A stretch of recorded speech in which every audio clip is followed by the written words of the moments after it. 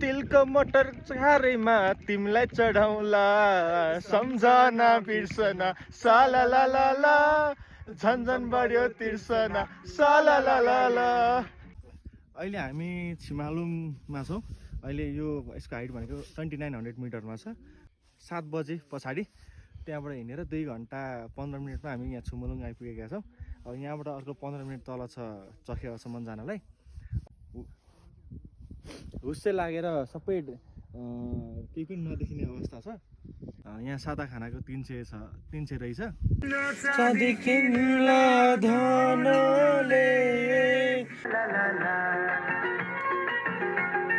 हामीले यहाँ छिमालुङमा खाना खाइसकेर अब 11:10 भयो। 11:10 मा यहाँबाट निक्लिन्छौँ। हाम्रो टार्गेट चाहिँ 3 बजीसम्ममा चखेवा पुग्ने हो। तर यो अवस्थामा चाहिँ खासै 3 घन्टामा चखेवा पुगिन्छ जस्तो छैन। प्रकाश दाइ, हामी के 3 बजीसम्ममा चखेवा पुग्छौँ? चखेवा पुग्ने प्लान हो, जसरी पनि पुग्छौँ। जसरी पुग्छौँ होइन? ल हाम्रो यात्रामा सँगै बसेर हेर्नु होला।